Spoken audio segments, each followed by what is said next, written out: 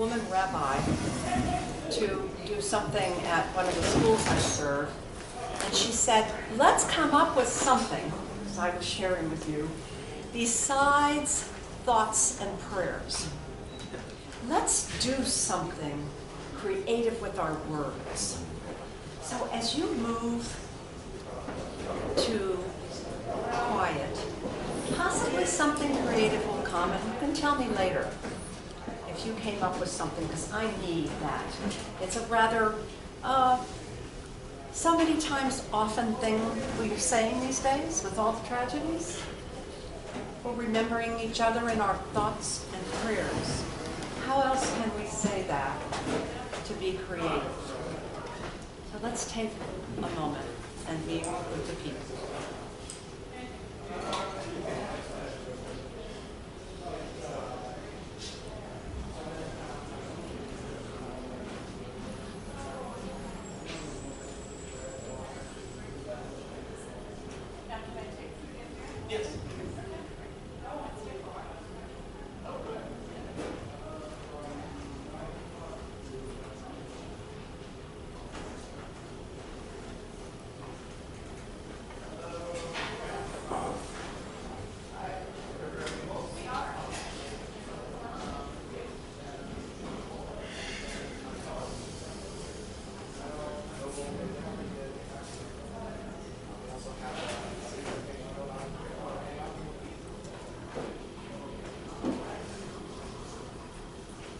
Way to be with our people in the city here in Columbus is to be present to the Mid-Ohio Food Bank.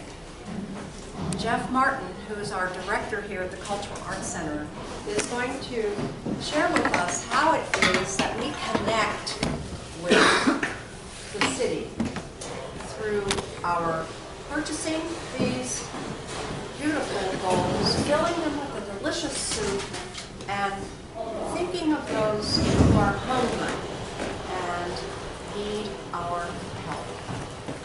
Thanks, Ellen. And I just want to start off by welcoming everybody and saying thank you for being here today. This is a special program that we're frankly really proud to be a part of. So many of you might know this, or many of you might not know, but we're the Cultural Arts Center, specifically as part of the Columbus Recreation and Parks Department. We have 29 different community centers all over the city that serve the people in the city of Columbus. And this time of year, we're always thinking about need in the community. And over the past 2 decades, we've been working very closely with the Mid-Ohio Food Bank, as Ellen just mentioned. And one of the programs that we started doing is this program called Empty Bowls. So what happens is we invite artists and people all over the community through the community centers and beyond to make bowls or donate bowls to this cause. We have a lot of, we specifically are an art center, so we have a really wonderful ceramic studio here with tons of wheels where these bowls can be made. But actually there's a lot of ceramic studios in many of those community centers, and people are making lots of wonderful pieces of art there. So we go around all of those areas and we ask people to work over all these last months, probably the last 6 months, we're asking people to work on bowls because it's a process. Creating the bowl, getting it fired, getting it glazed, getting it fired again, it takes some time to prepare. So we build all of that, we work through that, and then when we get closer to November, we start asking for soup donations, and we invite people to bring soup in. If you saw any of these flyers out there, you'll see that we had a number of different sites where we had soup sales this year. There's already several of them are already gone, but we actually have another one. If you're hungry for dinner tonight, we've got Schiller Community Center just down the street from us in German Village is going to have another soup sale. And then tomorrow there's a big sale at Whetstone Community Center up in Clintonville. So if you just haven't gotten enough soup, there's some more opportunities. Whetstone is about the nicest one going. From what I understand, they have a big effort. So we had 6 soups. I just talked to someone who said they'll probably have close to 25 different soups that you could partake in. So consider that. But just to give you a little bit of the scope of what this has done over the past 19 years, Columbus Recreation and Parks Department, through this effort, and it really is a combined effort of artists, soup makers, our department. We've been able to raise almost $240,000 for the Mid-Ohio Food Bank. which is a pretty staggering number, isn't it? That's a big number. We're pretty proud of it. I think after this year, we'll probably have raised, we'll probably have passed $250,000. And I think that is a big number, of course. But if you think about the need in the community, it's really just a drop in the bucket, frankly. I was, last year we had someone from the Mid-Ohio Food Bank actually come and talk a little bit about some of the need. And just to give you some other big numbers, I was on the Mid-Ohio Food Bank this morning just kind of reminding myself of some of the need in this community. The Mid-Ohio Food Bank serves 20 different counties in Central Ohio. They have 654 partner agencies that they work with throughout the community where they support them. And through all those partnerships, if you can believe this, they provide 121,625 meals per day for the people in this community, which is pretty staggering. So I just want to say, again, thank you so much for being here. It kind of chokes me up a little bit because I really feel this is so special. And I just want to say thank you to all of you who supported this today. If you're looking for more opportunities, like I said, there are more coming up. And also, I wanted to mention that we have another event coming up in the beginning of December. Many of you probably have noticed across the street, we always do a big park illumination where we light up all the trees. It's beautiful. Well, we've been thinking a lot about that event and how that gives back to the community. And we thought, maybe we could transform that a little bit. So this year we're going to do an event on December 2nd in Bicentennial Park called Winterfest. This is going to be sponsored by the Columbus Recreation and Parks Department. We're going to have performances on stage. We're going to have a number of food trucks. We're going to have a number of local breweries bringing in their winter ales to sell. We're going to have our Recreation and Parks Department's strawberry food truck selling some more soup in bowls that we've created. It's going to be another event in the spirit of giving. All of the food trucks have promised to give 10% of their proceeds back to the Mid-Ohio Food Bank. We're going to give proceeds from the alcohol sales to, I don't know what the percentage is, but we're going to give some of the proceeds from the alcohol sales to the Mid-Ohio Food Bank. It's going to be another event that I really hope will be able to raise a great deal of money for that need in the community, and I think it's going to be really fun. So watch on social media and check out our websites too, please, because I think there's lots of fun ways to give back to the community, and it's especially important this time of year. So thank you again for being here. I appreciate it. Thank you. Oh, and if you want to support artists, I was reminded that tomorrow we here at the Cultural Arts Center are having our annual studio sale. So we've got more than 30 artists who are going to be bringing in some of the amazing things they've built over the past year. And this is a great time to do a little holiday shopping. So tomorrow from 5 to 8, we're going to open up the gallery. And then on Saturday from 10 to 4, you can stop in and see what we've got. So thanks, Ellen. Jeff asked me, could I mention what students are doing right across the bridge, nursing students, Monday, Mount Carmel College. Part of my campus ministry serving them. We are collecting blankets, warm socks, gloves, hats, tents, AAA batteries. Why? Because these are individuals who do not want to live in the shelters. They live under the bridges. They live in tents. They are likely part of the 1,000 served every day.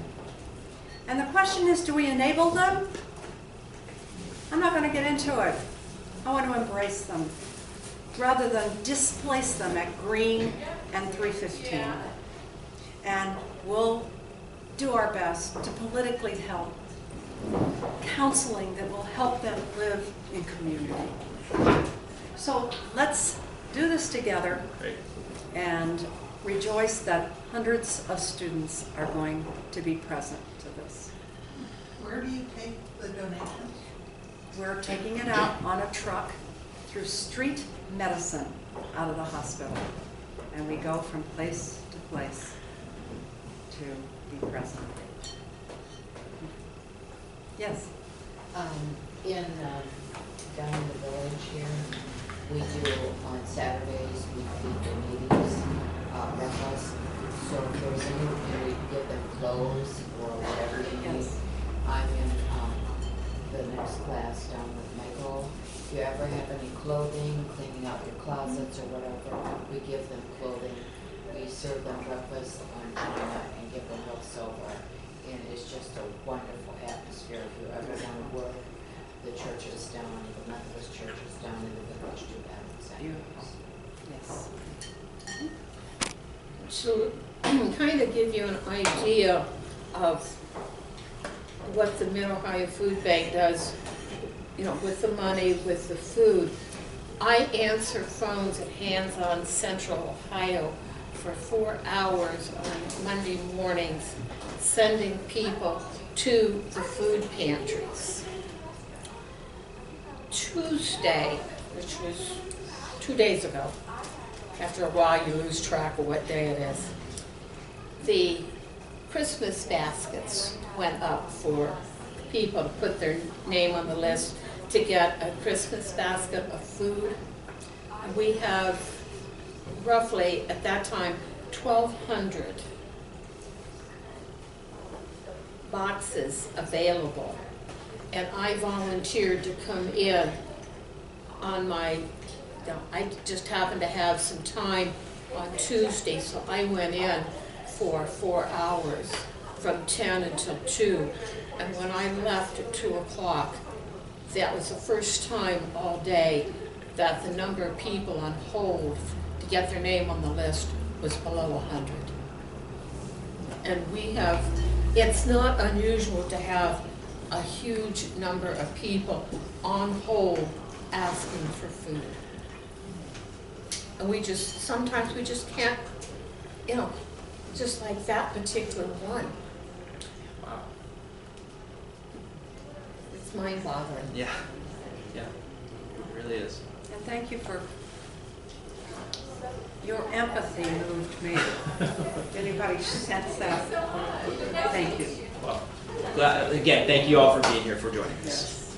Now we'll hopefully get to the lighter side of this. That's I like Hear to change the about world. from This is- Eric Rausch, our ceramic instructor. This is going to be amazing. I don't know that I've ever Ooh, sat and gazing. really gazed. I'm always walking Gaze through, upon- but to gaze at This is this, fascinating. how wonderful. All right. So, I suppose I'm inclined to also say thank you because of the. It's hard to imagine. I struggle with living my suburban life. Doesn't feel comfortable all the time because I have bank accounts that I'm monitoring, but I have bank accounts and I have more T-shirts than I need, and I have more food than I need, and so it's moments like this that you remember that, and also the fact that you can change the world right around you any given day, any given time. So good stuff. But I'm here to talk about bowls, how to make a bowl. So I'm going to throw a couple on the wheel, but before I do that, I want to kind of talk about the process of making a bowl on the wheel, because you're not actually going to be able to see the entire process. It's a two-step process to throw on the wheel. So I'm not the greatest illustrator, but this might help me keep myself on track here. But so when you learn to throw, the first thing you throw is a cylinder. So what you want to do is try to get the walls of the clay to be pretty even, all the way up and down. More often than not, there's extra clay at the bottom, and it comes in like this. And when you're throwing a cylinder, the first step is really to flatten the bottom. So you want to have a nice flat bottom, and then you want to create more of a 90-degree angle on the inside, because all of this right here is all this extra clay. If you don't do that, then you're going to have all this extra weight at the bottom. And often there's extra clay on the outside as well. And what you'll do then, as you're a beginner and you're learning how to throw these cylinders, in my class we have you cut the first 6 things that you throw in half, because when you cut them in half, then you see something that looks like this. And you can tell if it's uneven, if it's heavier on this side than it is on this side, that means you started throwing it off center. Always looking at these interior corners, because you can't see those so well until you cut it across and you see that cross section physically. Then you can imagine that cross section going forward, and it's a learning tool. But the bottom line, after 6 you're not able to move all of the clay necessarily from the bottom to the top, which is what you'll be able to do after a number of years of practice. So what you learn to do after that is turn the piece upside down on the wheel. So you throw it wet, cut it off the wheel, and then it has to dry. And it has to get to what's called leather hard, which is when the clay is about cheddar cheese consistency. So it's got some strength to it, but it's not totally dry yet. You can't scratch it. You could carve into it. So you turn it upside down, and then using tools a lot like a wood turner would use, you remove the excess clay from the bottom. And you could even go in and you could trim yourself a little foot, remove all of this clay here, and then your pot will have a little lift off the table. It's one of the things when you're creating a vessel of any sort, you want to pay attention to the body of the pot, which is everything right below the lip of the pot and above the foot of the pot. So you create the body, and then you kind of finish the lip off somehow, and then you trim a little foot. And like I said, most of the time you wait and you turn it over and you trim it later.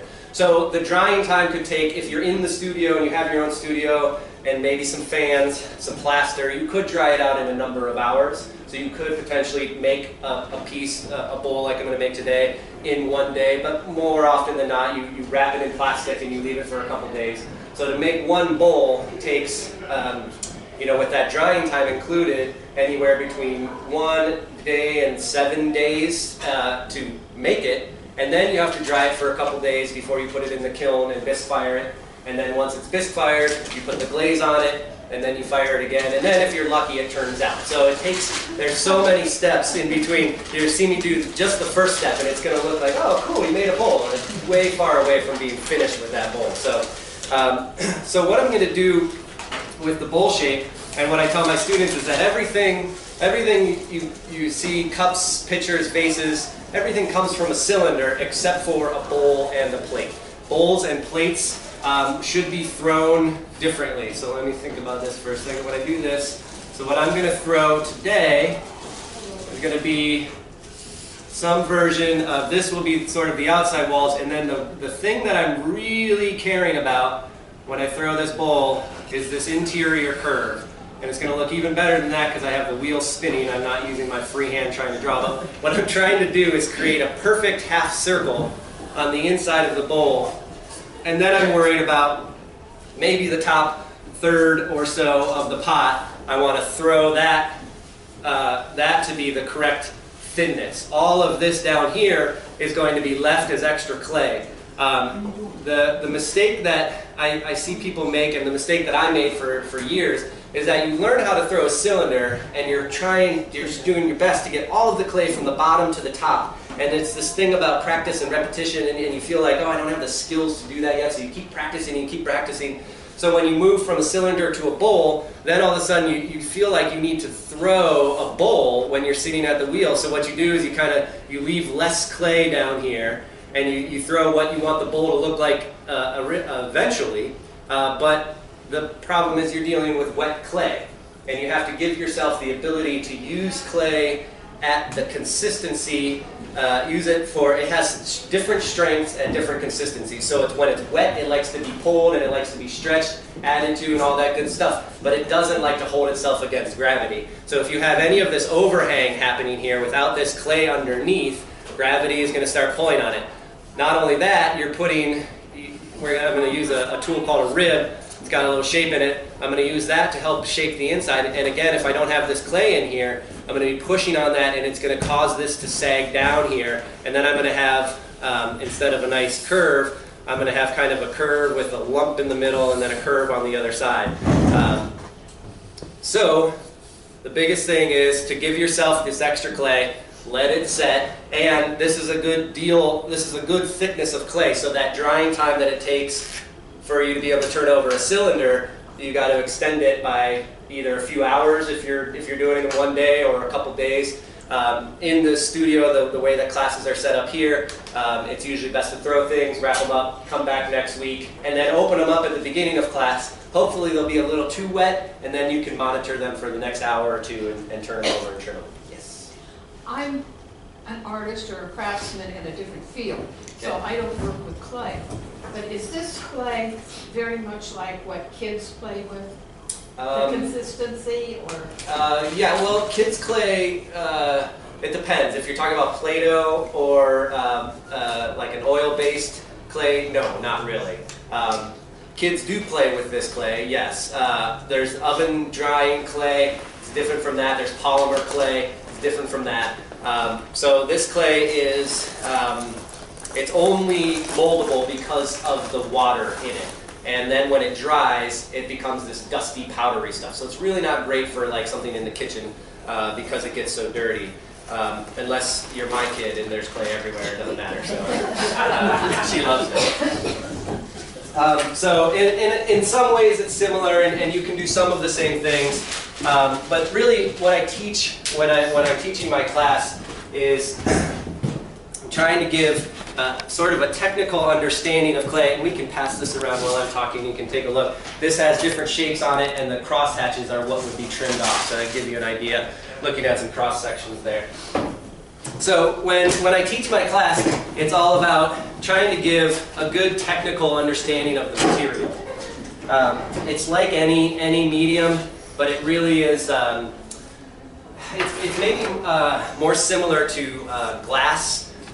In the sense that it demands a long learning curve, which takes patience and practice, and that really accounts to years when it comes down to it, to get good at this stuff and to be able to make it do whatever you want it to do.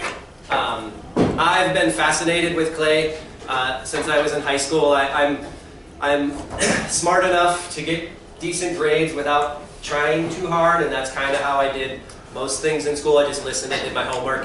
But then when I went to art class, I liked the creativity. But then when I was on the wheel, I was just one of those people who I wasn't good at it, but I connected with it. And I kind of looked around and I thought, no, I'm a little better at this than some other people are. And that drove me to go a little further and a little further. So I became interested with it in high school. And then in college, I got a Bachelor of Fine Arts in Ceramics from Ohio State University, and they kept asking me, why are you making the work you're making? What's the concept? And I said, I just want to throw on the wheel. I want to get good at this stuff. And that wasn't what they were looking for. It was concept driven. Why are you doing this? And so the more I thought about it, the more I realized I just really love clay. It's a very human thing. You walk on it. This whole building's made out of it. If you have a cell phone in your pocket, there's clay in there. If you drove here in a car, there's clay components in there. As a civilization, we've used this material, I would argue, more than any other material to further ourselves, to further our society. It started, starting with the bowl is something to eat food out of. It's something to store food in. So the very first storage vessels were made out of clay. So I let myself get very connected to that idea, and then for the concept of my work, I took the chemistry of clay, because we learned a lot of that in school, which clay is alumina, silica, and water make clay. In case you forget, it's on my wrist. And so what I would like to do is take this chemistry and set up the scenario in the kiln, and then let what happened in the kiln. There's this moment where you have to be completely hands-off. It's different than most mediums because when you get a degree in it, you learn how to make clay. You learn how to make a kiln. You learn how to make stuff out of clay. You learn how to mix a glaze. You learn how to apply those things. You learn how to fire the kiln. You learn how many mistakes you can easily make along that process, and you learn from those mistakes. And, there are some painters who probably stretch their own canvases. I don't know I've met any that weave their own canvas or harvest their own, whatever you make canvas out of. So there's something it's really involved, and it demands sort of a lifelong practice to master it. So I'm certainly fascinated by it. All right, I don't know why I went on that tangent, but there you go. So I'm going to start throwing here. I don't know if you all can see me. I'm on this fancy little white plinth here, but we'll see. We'll see if you can see enough. So the first step when you're throwing on the wheel is to center the ball of clay. So it starts by actually kind of literally throwing it on there, because I want to make sure that it's going to get stuck, because it is spinning around. Centrifugal force will send it flying off the wheel. So it's important to make sure that it's completely stuck. And so when I'm centering, kind of one of the first steps is to really push down on it and make sure that it gets adhered to the wheel. And centering is a much more difficult in practice than it is when you watch someone like me who's done it for about 18 years.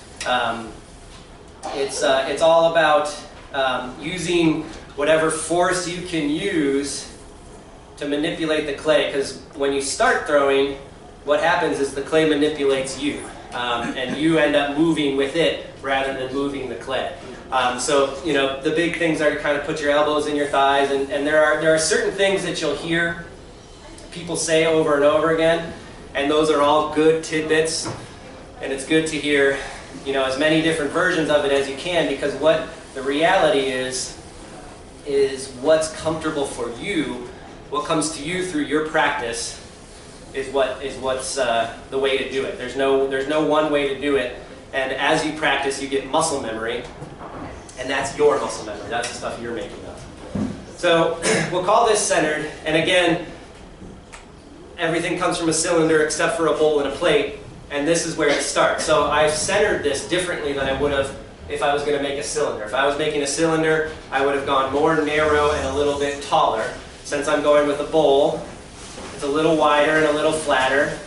And if I were doing a plate, the first part of throwing it is basically centering it flat on the wheel as a big disc. So I'm going to start to open it now. And this is again a difference between a cylinder and a bowl. When you open a cylinder, I kind of push straight down in. And when I open a bowl, I use my thumbs and I push down in the center. But I'm kind of keeping my thumbs angled towards me so that I start to open it as if it's a bowl. And this is where I start to really only care about that interior curve. When it's all said and done, I'll have an interior curve.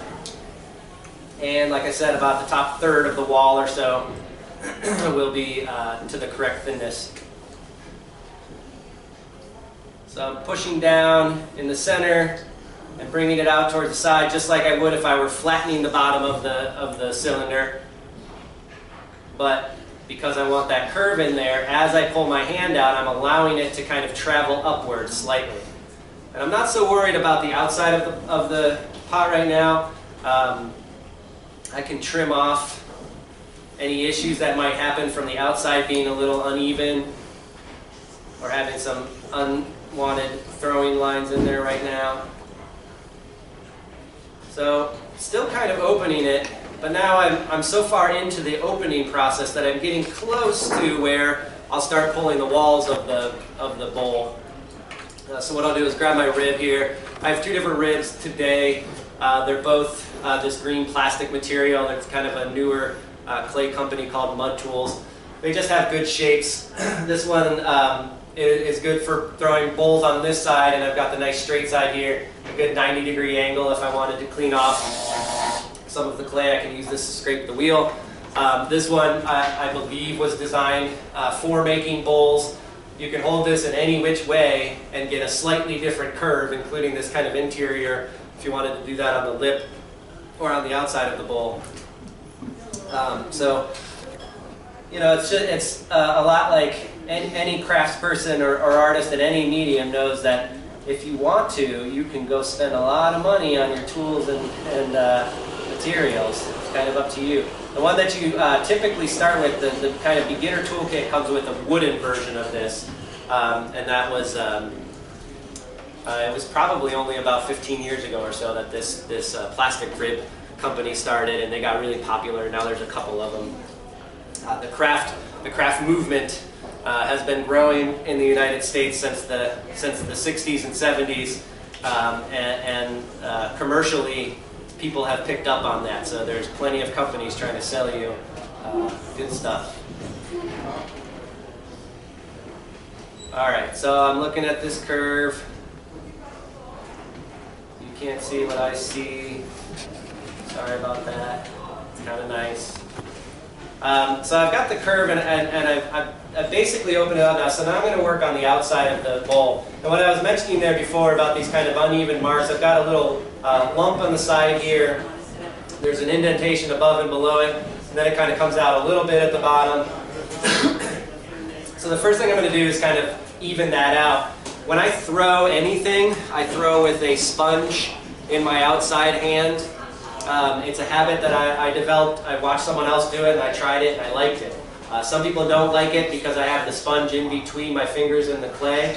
But I like it because the sponge holds the moisture that I need, and at the same time it removes the moisture from the outside of the pot, which gives me a little bit stronger of a pot. Go back and obsess over my curve a little bit more. Get that going. So where I want the extra clay to be is right at this point where this curve is going out, and then when I throw the walls, I want to pull basically, at first what I'm going to do is I'm going to pull the walls straight up, and then what I'll do eventually is kind of bring them out like that. So I want to make sure that I have enough clay, but I am going to push in slightly at the bottom. Move it a little bit. So push in at the bottom there. I'm just going to kind of bring my sponge up the side and sort of flatten the outside, sort of preparing the first pull of the wall. So now when I do this first pull, again, because I don't want to forget about that curve on the inside, so rather than just go over here and pull the walls up, I'm going to start with my finger in the middle of the curve and bring it all the way over with my hand on the outside, and then once my inside hand kind of meets my outside hand, then I'll start to pull this up. So pull that up a little bit. That was a good reaction. So that was one. They say a professional potter should be able to pull their pot they're making in 3 pulls. Doesn't matter. I'm going to take off a big ring of clay here. That stuff on the outside kind of came up in a weird way. Well, sometimes that would just pull off. Now I've got this kind of uneven lip, so what I'm going to do is use my needle tool, and I'm going to trim this off. The trick to trimming the top lip of your pot with the needle tool is to hold it close to the point of the tool so that you can hold this really steady. That's kind of the whole thing with centering and everything you're doing. You want to imagine, if you've ever seen how commercial pottery is made, it's using this same equipment, but then also using things called jiggers that are basically like the shape that you want to put into the clay on a steel rod, and you put the ball of clay there, and then you bring this over, and it'd be like, you know, bringing this and you push it into the clay, and then all of a sudden your clay takes on that negative shape. So you have to think about yourself. You are trying to be that steel piece of machinery. So it's not about flexing your muscles or you know, using any strength that you may or may not have. It's about using the strength that you do have, and really it's more about putting your focus on that, putting your attention to it and your energy about that, thinking about keeping your hand steady and keeping everything steady. So trimming with the needle tool, and I'll hold it very close to the point. I have one finger on the inside, and then as the wheel spins, I'm going to slowly let the needle cut through until it spins enough and it touches my finger, and then as soon as it does, I have to pull up fairly quickly so that it doesn't touch the outside. Again, that's something that looks a lot easier than it actually is. So if you were going to learn to do that, which I was doing about 18 years ago, the idea is that you're gonna save your pot by trimming it, but you're gonna ruin a few pots trimming it as well.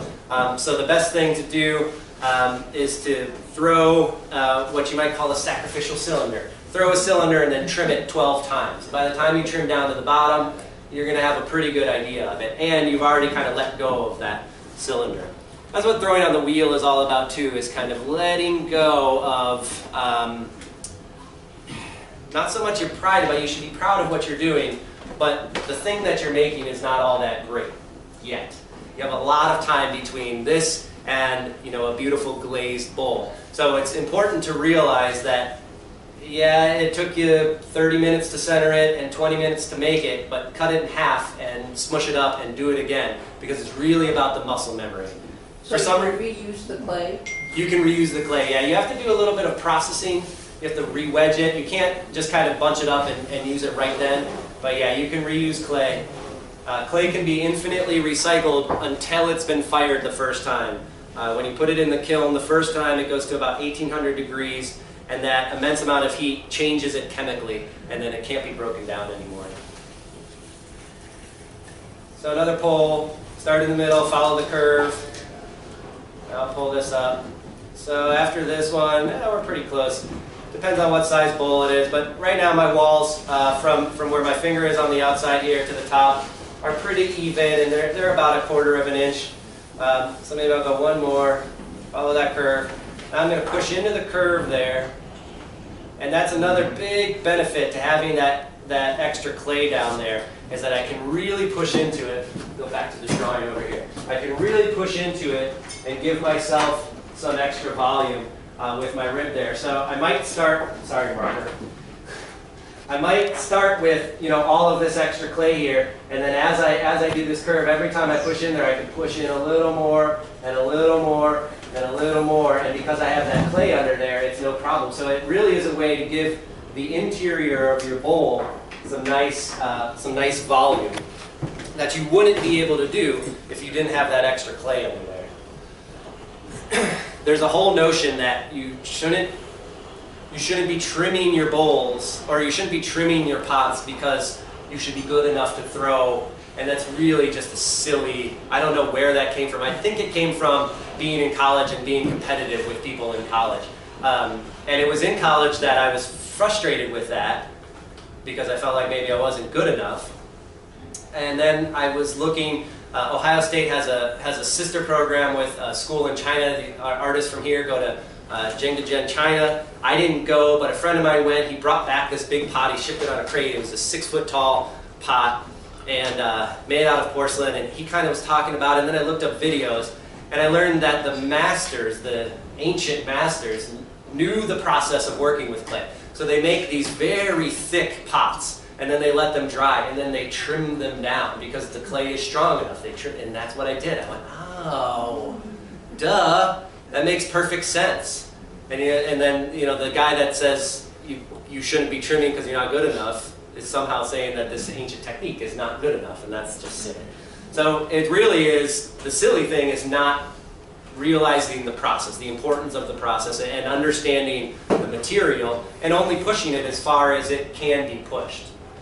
That's the other thing about keep going after you mess up, because it's not until you have a few pots flop over that you realize how thin can you go before it does that. If you stop too soon, you're going to have a pot standing upright, but it's probably going to be a little too thick, and it's probably going to be a little uneven. You got to embrace the failure in here. All right, so I'm going to go with my rib here and just push in. Just going to let the rib kind of help dictate the shape. And now that I've trimmed, I've pulled the walls up as thin as they need to be, pulling them kind of straight up. Now what I can do is use the rib, and as sort of the last step of throwing it wet is push the rib out that way. It's another thing that you do as a beginner when you're making a bowl, because you have this vision of a bowl in your mind.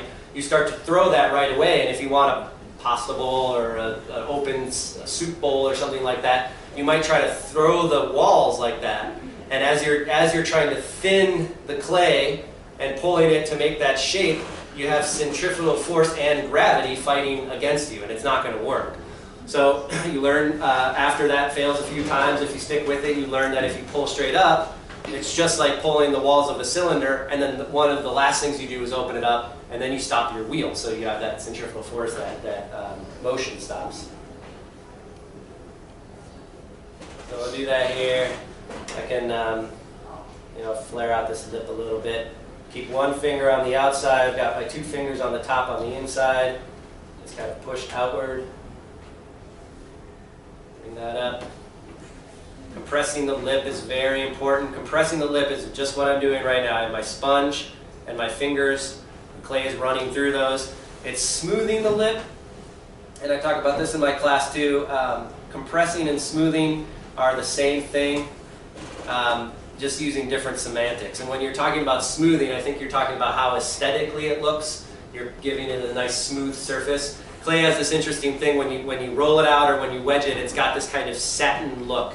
And then when you rub your finger over it, you smooth it, it gets a little bit shiny, a little tiny bit shiny. If it's leather hard and you take a stone and you keep doing that, it's going to get really shiny. That's a lot of Native American pottery. That jet black pottery is shiny not because there's glaze on there, it's because the actual clay is what's called burnished, and then they use a smoke firing, a pit firing process, so the black color comes from all of the carbon of the smoke. So there's no black glaze, there's nothing black on there, it's just the clay that's collecting the smoke. So when you talk about smoothing, I think you're talking about what you're seeing, is you're smoothing it. The same thing is compressing. You're compressing as you smooth. And when you talk about compressing, or at least when I talk about compressing, I'm thinking about clay on a molecular level. Clay is just dry clay particles. Right now, it's dry clay particles all swimming around each other in water. And when you press those clay particles closer together, first of all, they're plate-like particles. So right now, they're kind of going every which way. When you smooth over the top of them, they get shiny because they all line like this. They align on the top, and you give this kind of molecular skin, this surface. And then as clay shrinks as it dries, which is clay 101, anything, and that mug right there was about 12% bigger than when I made it than it is now, because it shrinks as it dries, and then it shrinks more in the bisque firing, and then it shrinks more in the glaze firing, and that's because stuff is escaping. First, H2O escapes as it dries. Those H2O particles go away, all the clay kind of moves into those, and then as you fire it, there's sulfur that escapes, other gases that escape, so the clay moves again. So clay moving as it's drying is the kind of bane of all clay artists, because that's where all the cracks form, because the stuff is actually moving. Again, painters have it real easy. You paint it on there, it stays right there. It's beautiful. My wife is a painter, and we collaborate on clay artwork sometimes. This stuff drives her crazy. I love it. I've got a whole degree in it, pushing the material and letting the cracks happen. And you know, she paints this orange color on, and then we put it in the kiln, and it's not the orange it was before. And I go, oh, isn't that great? She goes, oh, no, I hate it. I wanted it to be what it was. Oh, just let it go. Partners love it when you say, oh, just let it go. They just love it. They just love it. All right, I'll put a little swirl in this guy. I'm going to take my wood rib now, or rather my wood tool, and I'm just going to go on the bottom here and just kind of cut in just a little bit on the back. One thing I'm doing here is giving myself a nice, perfect diameter. So when I go to turn this thing over and trim it, I don't have an uneven circle on the bottom. The other thing I'm doing is I'm giving a little bit of an undershadow there so that my wire tool can get under there. If I have that kind of skirting down happening when I pull the wire, it's going to follow that up, and it's going to cut off more clay than I want to. So when I cut these things off, I always have the wheel spinning a little bit. It's important to pull the wire so tightly that it hurts your hands a little bit. And then sometimes it actually moves. So I could probably lift this thing up. And so right now, again, if you cut this in half, there's a lot of extra clay right there. All right. I'll just do one more and maybe take a couple questions. You don't have to sit and watch me do the whole thing, but I'll make a bigger one now. Do you always work with the wheel that much lower than you are? Looks like you're kind of hunched over. And yes, I do. It's just how I learned to do it. So, and I've got a young back. I wouldn't say a healthy back. Well, trying. I do yoga, so. But there are different ways that you can set wheels. Some people will put them up on cinder blocks. They have actual feet that you can put on there. And then down in the studio we have some kick wheels. And you stand and kick those and do those. So yeah, when you start learning this, there are definitely, you're activating muscles that you're not typically using. It's a good way to get your to hurt your wrists with arthritis pain. You suffer for your art a little bit. Where does the clay come from? The clay comes from the ground. We buy our clay from Columbus Clay Company. It's been in business since the early 1900s. And Columbus Clay Company buys mined material, so they mine it from the ground, and then they process it, they dry it out, they mill it, so it's a very fine powder, and then they get big 50-pound bags of this powder. This clay body, I'm totally guessing, has 8 to 12 ingredients in it, and they're all these natural ingredients. You can put synthetic ingredients into clay to give it plasticity. So all of these ingredients come together to create a clay body, And those different ingredients change the color, they change the plasticity, which is how much it can stretch before it breaks. The particle size of those clays has a lot to do with how strong or weak it will be when you're working with it. Porcelain is very fine particles, so it throws. This is stoneware, it has fairly large particles in it. Porcelain is so fine that it's kind of like working with butter. It makes it more difficult for that reason. The color, the firing temperature. Do you have to use different temperatures for different colors on firing? The different temperatures create different palettes of color.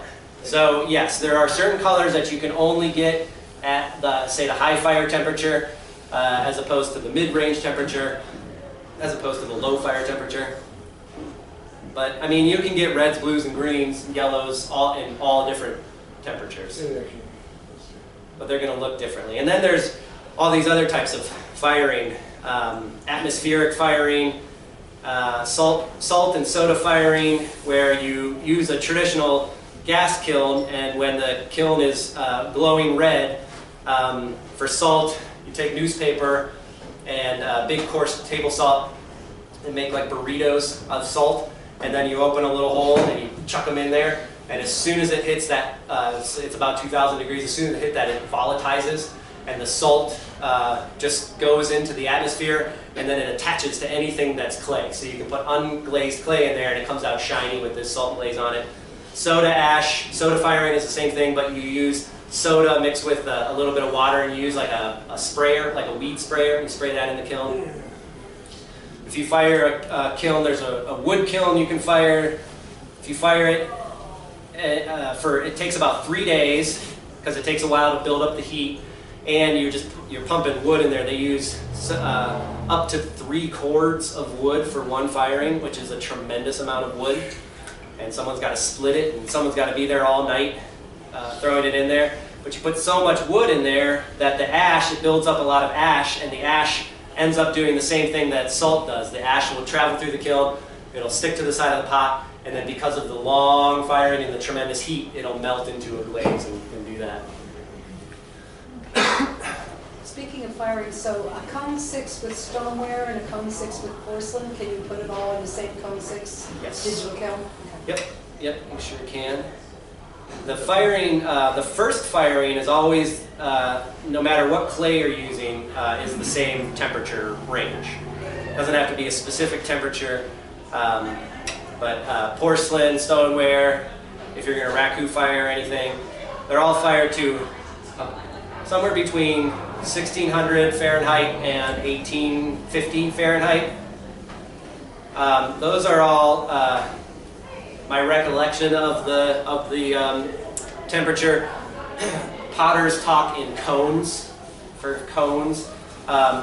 If you haven't heard of cones, it's referring to a literal cone of clay, and that cone of clay is formulated to melt at a specific temperature. It was invented by a guy named John Orton in the 1800s at the Ohio State University, and they're actually made in Westerville, Ohio. And they've kind of turned into this international language for potters. Cones range from 020 up to 1, and then they go up to 20 from there. So 006 is where we bisque fire. You can think of that kind of like cone -6, and then cone 6 is where we glaze fire. So 06 is much lower than cone 6. You fire it lower to solidify it, to change it chemically, make it into stone, but it leaves the clay very porous. As you go up in temperature to the glaze firing, the glaze, of course, melts and turns into a glassy surface, but the clay itself will actually start to melt together. So that there's a term for that called vitrification. So when your clay vitrifies, the particles have actually started to melt a little bit. And that, going back to porcelain, is where some people consider porcelain a little bit finer clay, because when it melts, it's all the same chemistry as glass, really, and porcelain has more of the silica, more of the melting. So porcelain, a true porcelain should be able to be fired without glaze, and that would be watertight, because the clay actually melts together. And for that reason, if you take a clay, especially a low fire clay, if you take that all the way up to the high fire temperature, you'll have a puddle. It melts into a liquid. that you fire at these very high temperatures? Commercial pottery goes to about cone 13, so all of your dishes are probably fired to somewhere between cone 11 and 13, which is slightly hotter than we do in the craft world. Usually we go up to cone 10, although I take our kiln to cone 11 to give it a little extra melt.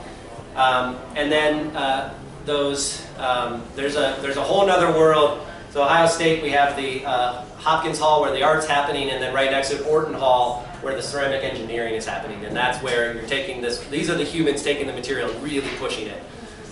Spark plugs, these components, things like that could be fired all the way up to those higher temperatures. Is there the same range within each cone from one cone to the next, you know, from 5 to 6? Is it the same as if you went from 6 to 7? Pretty much, and they're really only about, they're less than 100 degrees difference. But it's a temperature range that the cone will melt at. It changes if you fire a kiln in 12 hours versus if you go on a slower program. The cone will melt at a lower temperature if you fire it faster. So if you fire it slower, that cone will hold on, and so it just gives it time to, yeah, so it gives you, we have a cheat sheet down there that gives us a range of what it fires to. What can you say about adding fused glass, like glass frit, for decorative purposes? So use a little bit, put it on, and you don't want to put that, you want to make it on something that has a container, because if you put that glass on the outside, it's just going to run. I did a whole series of things where I put way too much of that in there, and I actually got glass cullet from a glass blowing factory, so I had a high lead content, very clear glass. And then I made these bowls, and I put a bunch of that in there, and it would end up being like an inch of liquid glass in the kiln. But you get into the coefficient of expansion with it, and they don't work together. It's technically incorrect. And so what I had was a very high failure rate. The ones that lasted were very beautiful because I had these awesome little cracks and stuff. But more often than not, when it was cooling, it just cracked the clay all the way around it too. So. But you can do, if you get you can buy little craft beads, those things you put in the bottom of flower pots. Or frit, just buy. Or you could buy frit. It's a little more dangerous that way because you don't want to breathe that in. I mess with it all the time, but you got to wear stuff, and so when it's already melted in the glass form, it's very safe. But when it's in powder form, it's a little more risky. One thing I didn't mention, we just had a workshop for. We do 2 workshops a year usually. I'm pulling the wall here. Is raku firing. Raku firing is really cool because what you do is you take the kiln up to the very hot temperature, and then you open the kiln and use tongs and take the pottery out when it's glowing red hot, and you set it into any combustible material, sawdust, hay, newspaper. And as soon as you set it in there, it catches on fire, which is kind of cool. And if it's sawdust, that kind of goes up, and then it'll be a big smoke fireball, which is kind of cool. But what happens is that touches the combustible material, and then it reduces immediately. So that Native American pottery, it takes in the smoke. The clay is so hot that it touches that, and then it absorbs the smoke into the body. So where it touches the sawdust will be jet black, and where the smoke goes, right above that, you'll have some grays, browns, some interesting colors, and then where there's no sawdust, it'll still be the white color of the clay. And in that process, and in the high fire, the gas kilns, the soda and salt and wood kilns, you use glazes with natural colorants in them. Copper is probably the most obvious one. We have the Statue of Liberty, which is green, made out of copper. It's oxidized because it's in oxygen. If you take a glaze with copper in it and you put it in an electric kiln, it's oxidation atmosphere, it turns out a green glaze. If you take that same thing and put it in a gas kiln with a reduction atmosphere, it turns out red. Because you put the layman's way to say it, which is the only way I understand it, is you put more gas in the kiln than oxygen, and therefore you have a reduction atmosphere. So the more fuel you put in there, if you outweigh that. So when we're firing our kiln, we want it to oxidize in the beginning, and then towards the end we push the chimney, we close it up a little bit to stop the airflow so much. We pump more gas in there essentially, and then that copper changes from green to red. And there are lots of other materials that will change like that too. So in the raku glaze, put copper in it. Where it touches the sawdust, it'll turn this kind of red oil spot looking color, and then where it doesn't touch that, you get the green. So you get all these cool variations. And it's sort of embracing and celebrating that hands-off stuff that you can't control. That drives my wife crazy.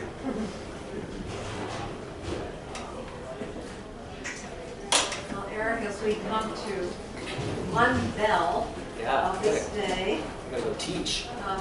people can stay and gaze. Hasn't this been relaxing?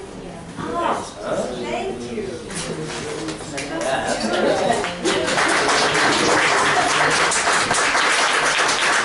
We're worried I wouldn't have enough to say. Eric, we're so glad to have Eric here at the Cultural Arts Center. What a great He's a teacher. talented artist, and he's a giver. He gives so much of his time to this place, to his studio. So thanks again, Eric, for taking this time. He's got to run down to his class now because he's got a ton of students who need his help next. But we really are grateful that you took this time with us, Eric. Thanks, Jim. I'm gonna treasure that bowl like I've Yeah, you had no never idea. treasured a bowl before. Isn't this beautiful? Now when you see a handmade bowl for $20 to $40, you understand why. Thanks for coming here. Kind of. Thanks for being here. Oh. You get what I think you did that, you know.